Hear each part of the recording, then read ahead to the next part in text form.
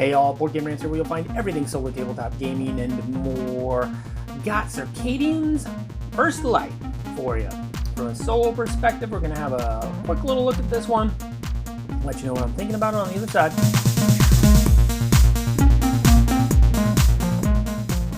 Circadian's First Light.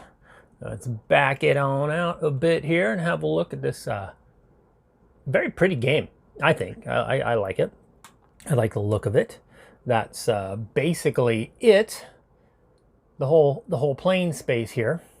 And you've got kind of a resource management dice worker placement game here. Really, it's really all it is. And what you'll be doing is rolling these dice, and then based on their values, you're going to make decisions on where to place them to eventually activate them. And you might place them up here, or you might place some down here, and then you're going to play through a round in which you place your dice out in various sections out here to do your actions, and then you're going to do some harvesting where you get some resources. And down here you're going to have that sections for gathering resources. You start with some basic ones here, and also out here you've got a planet to work with, which you'll move your cool looking little harvester thing here. And as you move it around, depending on where you're at, you're going to collect those resources, or in this case a die, at the end of the round. And there's 8 rounds to play. So, and this is actually my play area here. This little board is my home base, where I've got my garage, my hangar, where you'll send your dice out to work in areas, and then any dice here in this farm area here are going to collect resources based on their number. Of course, your number, the higher you roll, usually the better it is, and this 6 is going to tell me that at the end of the round I can get either water or energy. With that, I can farm, and based on the die here, I could get either 8 water or 2 energy. And if this 2 was there, well, then you're going to get a lot less and a different pick. And then over here, you've got little sections where you can upgrade your board. And the more actions you try and take, and you can take up to 5 dice out here, 5 actions in a round if you have the dice to do it. It's going to cost you this algae each time, to send people out working on this planet, which it's a planet. There's aliens represented by this board that you're going to negotiate with to get points and to get some help from, but ultimately you're going to be sending out your dice to either go to the control room. That's going to allow you to move your harvester around on the board there. You might go to this little mining camp, and these little boards, they're all separate, so you can really set this game up the way you like it. Very modular. I have it set up the way I like it here, just kind of all tight, compact. These 6 action boards here are all dice that I would get back to be able to reuse next round. And then I have that sectioned out away from these 2 boards, where if you place dice in these boards, you don't get them back, aside from the headquarters, but that's a little different. But if you place dice here or you place dice here, you're not going to get them back. And let's start over here. This is where you're going to do kind of a lot of your basic actions. Like I said, moving your harvester in a certain direction based on the die that you've placed, and it tells you how much it costs. You've got resources of energy, water, and algae is kind of your main resources. Then you've got these gems, which are special. These are worth points at the end, and they're very, relatively speaking, hard to come by. But you can get them at the mining camp. By placing dice here. You can also go to the market, and depending on where you place your die, you get that many exchanges. I'd get 5 exchanges, and I can just use this little, kind of reminds me of Anachrony, the game Anachrony a little bit, where you can, I can trade 2 algae for 3 water, or 3 water for, energy. And then, so you can kind of mix and match based on, maybe you have a ton of water that you want to turn all into algae or something. And then your academy here, this is what allows you to get more dice. And with more dice, you can take more actions. That's a pretty big deal. You want to take that action, and you want to make sure you've got plenty of of dice to roll and take actions with each round. And as you play them over in that section over there, I was saying you're not going to get those dice back the next round. So you gotta kind of replenish at the academy, replenish your workers. And then the laboratory here, this upgrades your farm section with these little tiles that you can be able to place on your farm there, and that'll upgrade your farms in one way or fashion. And over here, your foundry, this upgrades your little garage section. So you'll put those in these gray spaces here, and it'll give you little bonuses like this would add 2 to the die above it, and it'd give me a victory point. So you've got that's what these boards here over here do. And then over here, if you place your dice, this is what's going to allow you to play your item cards. And at the beginning of the game, when you're playing solo, you're going to draw 5 item cards and you're going to keep 3. And then to play these, you'll need to spend those resources up above.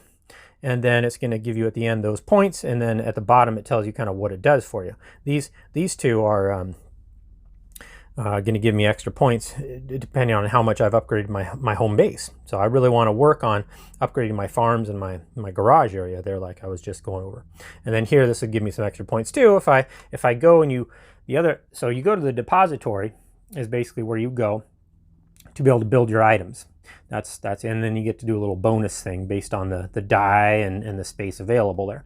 And then over here, you have all the aliens. And these aliens there's 3 different colors, if you will, and and if you basically give them resources, they're gonna give you points, and then depending on the die number that you used, you'll be able to, like if I used a number 2 die up here, I'd be able to activate some action, little bonus here.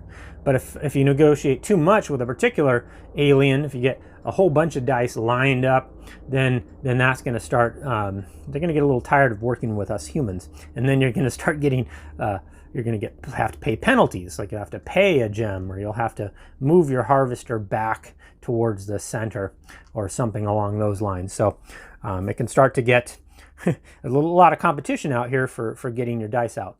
Sooner the better, usually, because you're going to reap the rewards without reaping the penalties. And then out here, this is very important. Now I've got the AI here on top of me, and then that's my harvester down below it. But you're going to be moving the further away out on the planet you go, the more resources you tend to get. Like if you move around right around this 1 step away from it, 1 energy and a die, 2 energy, 1 energy and algae, etc. You work away. But if you get out further, now you're going to get 8 algae, 1 energy and 6 algae. You see, as you go around in ever widening circles, the rewards are even better and better as you work your way further out on the planet. And eventually you can add out here where every round you'd harvest a gem and another die. And then on the back side of these is actually hidden victory points that if you end your harvester on that by the end of the game, you're going to get some bonus victory points. And there's varying amounts out there. And so you're never going to know. This is also double-sided, so you can flip this whole board over, and as you might guess, if you move your harvester on any of these spots, you get some extra water, you get some extra gems, just a one-time bonus. And on the other side of this, it's laid out a little differently. You might even notice too, as you kind of work your way to the top of the planet, you get more energy and water. If you work your way to the bottom left, you're looking at more algae and energy. In the bottom right, you're more looking at water and algae. So there's sort of a theme, depending on what you're going for. And the game is all about, how it's set up. Really. And then over here, before I keep moving on, so here's just the AI section. This is the AI. It's very easy to run. You're just going to flip over a card. It's going to have you do a little movement there with the harvester, and then you're going to take a couple of the AI's dice, and they're going to end up blocking some spots here. So it's sort of, it's a worker placement. So if it's whoever gets there first, sometimes it can foil you with your plans a little bit because there's limited space there. But, it's usually pretty easy to work around. But anyway, sometimes it'll get you. And it certainly gets you out here where it'll score points. And the AI is nice in that it actually scores points that you have to beat. So you're, right now I've got it on Crux, which is insane level. But anyway, the AI section is literally just this board and this little deck of cards. These are more item cards that I would draw from. But at the beginning of the game, It's going to be quite a variable setup. You know, you'll be able to change the different side of the planet. You'll mix these up. These are all, you know, you can take them out. You'll mix them up, so you'll never know where the good victory points are at the end of the game. You'll pick a character. So you can either pick a character, or there's a stack of them right here you can just get randomly. And that's what this game is really about. These characters, these asymmetrical powers that you start with, are so powerful. I mean, you have almost no choice. You better use them. And if you do, you're going to be well rewarded. Like this guy is all about going to the foundry and laboratory. So I am going to be working on getting my farms upgraded and basically my home base upgraded. And as it turns out, for the 5 cards that I drew, I drew these 2 cards. It was actually fairly fortunate. I drew these that are going to give me bonus points for upgrading my farms and my garage. So that was awesome. So I definitely want to get these played out there. And then, you know, the other variable things are these are double-sided. So when you take these negotiating actions, you'll notice on the bottom here, there's a little, you know, you get a little bonus action there, and that's different. You can flip these over, and that'll change the game up a little bit each time, as well as your item cards. And then you play 8 rounds. And every time you play, you're going to flip over a little event, which mostly helps, but sometimes they hurt. And there's going to be 8 rounds that you'll play, and the AI will go first, and then you'll activate your dice, and then you'll reset, do the next round. 8 rounds later, you'll figure out if you won or not. Let's talk about what I think about First Light, Circadian's First Light, not the other way around. Anyway, so S.J. McDonald designed this game and had a lot to do, I think, with, what was it? Architects of the West Kingdom, Paladins of the West Kingdom, and I think teamed up with Shem Phillips, who did like Raiders of the North Sea and this stuff, very popular. I've played Raiders of the North Sea and Paladins of the West Kingdom, and of the two, I very much preferred Paladins of the West Kingdom. Also, Raiders of the North Sea, it was just more basic, and it was also too, I felt like I kind of burned. It didn't come with an official solo variant, but later it did, and then when you special ordered it, it was like $25 or something for a little itty bitty tiny deck of cards, and I felt just kind of put off by that. And then anyway, I did not have a great experience with Raiders of the North Sea. Not that it was a bad game, it just from a solo standpoint, it wasn't. Anyway, a little history on that, but I passed on Architects of the West Kingdom just again because I saw it was I had just negative thoughts about the whole, and it looked kind of the same-ish. But Paladin seemed to get a lot of accolades, so I picked it up and liked it.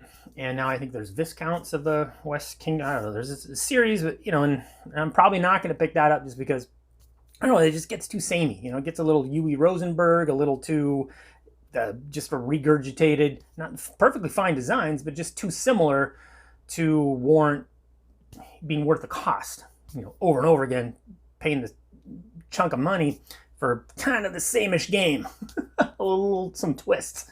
So this game, however, was I think designed solely by Sam McDonald, and because I liked the Paladins, I just finally, I watched playthroughs by Rado, I watched playthroughs by Shem Phillips, I think did one, and solo mode, and so I just, and I just, every time I looked at it, I just kind of kept changing my, I was like, all right, I just gotta try this.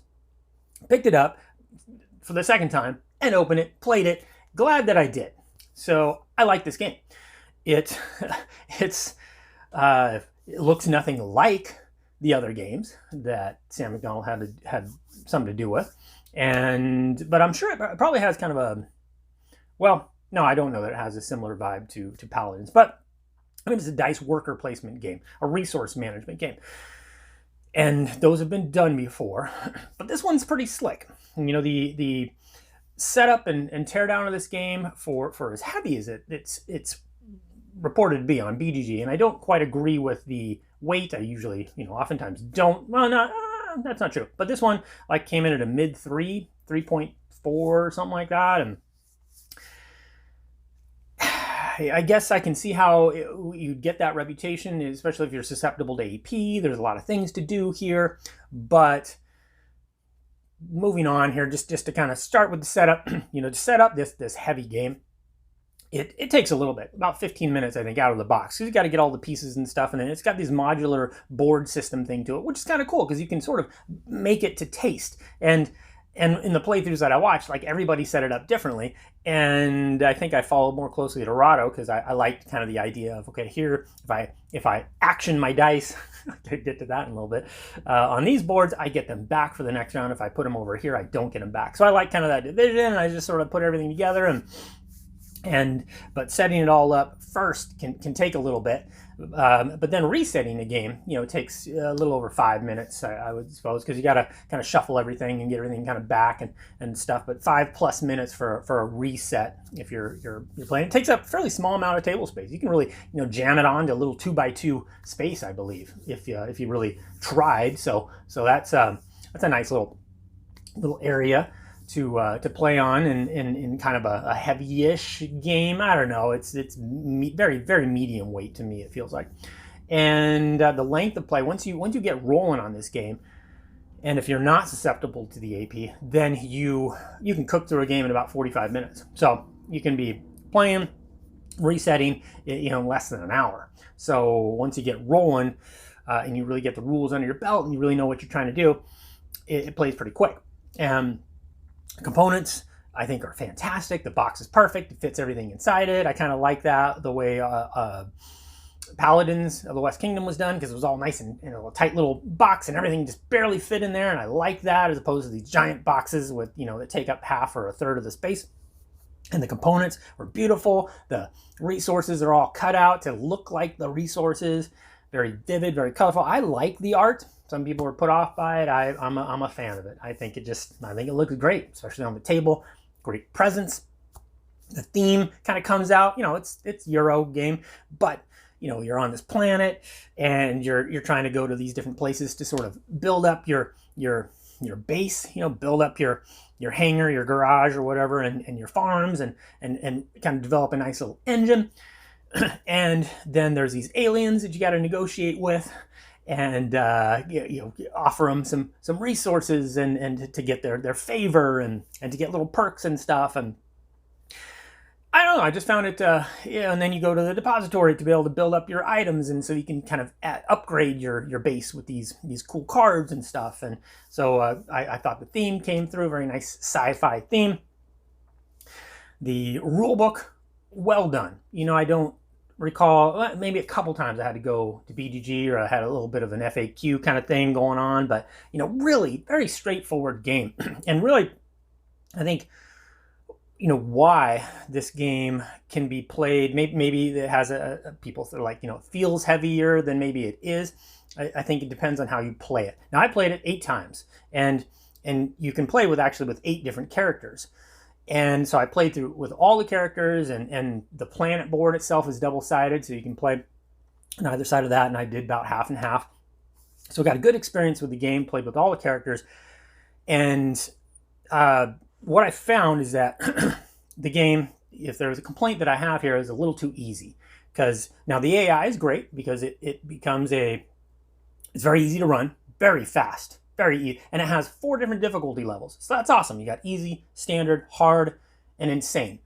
Now, halfway through, or maybe after my 3rd game, first I played on standard, beat it very easy. Played on hard. Well, actually, in that first game too, I realized it was not scoring quite right.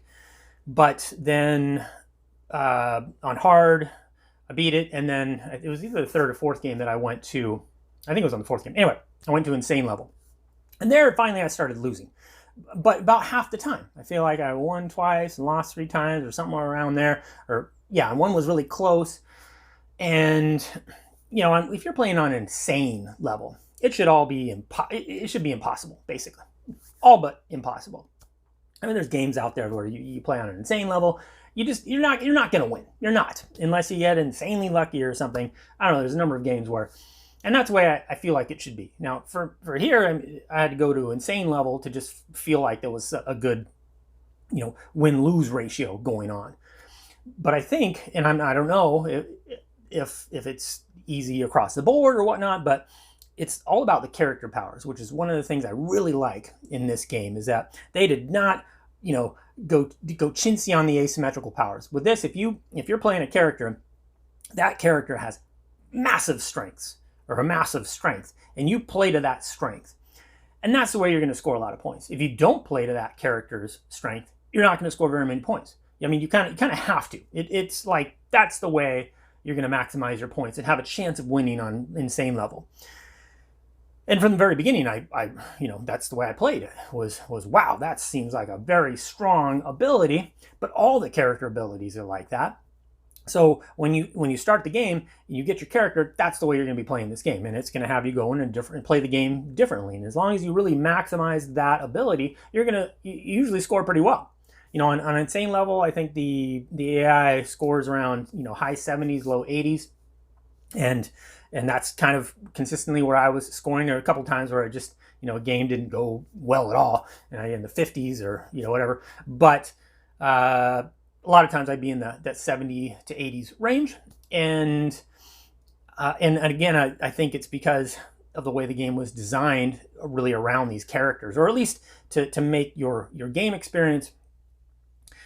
You have to take massive advantage of those, and I feel like a lot of games don't go the initial powers or the asymmetrical powers that they might offer at the beginning of play are pretty weak, and there's something to that too. I guess it allows you some more freedom. But here, I kind of enjoyed just how strong the powers were. And I was like, okay, I gotta make this work to have a chance against this AI. And the AI was wonderfully done. It's so easy to implement. You draw this card and it's going to move the little rover thing around on the planet, and then you put out a couple dice. But the AI itself can upgrade based on a couple things, and when it upgrades, it gets a little harder, and it does. It mainly just gets out there and scores points pretty quick. I found that when it would block movements or actions out on the board, it wasn't too difficult to work around. But it just scores. It's a point scoring machine, and the faster you get out in scoring those points, you get better perks, and you start getting penalties because you're working those aliens a little too much, a little tired of negotiating with you, and so you start taking penalties, and so. You got to. There's a little bit. That's where I felt like the tension was playing against the AI, was just trying to score these game-ending points. But and the terminology of this was I found a little funny. It reminded me of way back when I tried to design a game. This is years ago. Nothing ever came of it. But I had a friend of mine over, and we were trying to do a little play testing, and I was trying to get this idea of I wanted these units to get in a formation. So I decided to call the action that you would take formate. I was like, so if you want to formate, and you started busting up, and I felt a little wounded inside. I think formate. I think it's some elemental thing, and based off the periodic, elemental. So I don't know. Anyway, it was a long time ago, but I tried to make up this word to. It was. And that's, in this game, if when you use your dice to take an action, it's called actioning your dice, and it just kind of brought back memories, and because it's a little silly, and it's in the rule book, actioning your dice. I think what makes it silly, it's actions like it's a noun, right? I mean, you run is a type of action. You yell, if you're running, if you're yelling or shouting or playing a game, you're not actioning.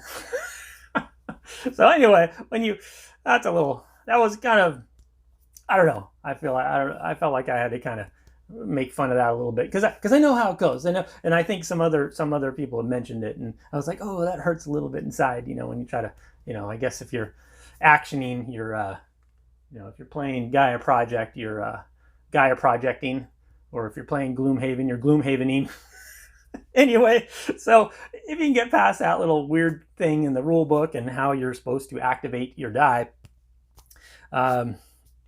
moving on, totally inconsequential. The game, I enjoyed the game. Solo design, solid and easy to implement, and that's why too. I really like games that kind of give a quick way to play the solo, and then you can really get into your turn, and you're spending most of the time on your turn. This game does that perfectly. The adjustable difficulty levels is awesome. The replayability is pretty high because, you know, you got 8 different characters to work with, which are really going to dictate how you play your game if you want to score high. But, you know, the alien powers give you little, you can mix those up randomly to get different feel for the game. You've got your item cards that come out, very different each game. And you can play on different planet sides. So there's enough, and then you've got your farms and your upgrades for your board. They're going to come out differently, and so you got to make some decisions there. And overall, this is a solid solo game, and I believe it's the first that Sam McDonald's the only designer name on there. And so I will be looking for more of these, and may even have to check out that Viscounts, but haven't yet. That's it for Circadian's First Light. If you have any questions, comments, please let me know down below. And until next time, I appreciate you watching on Board Game Rants, and I'm out.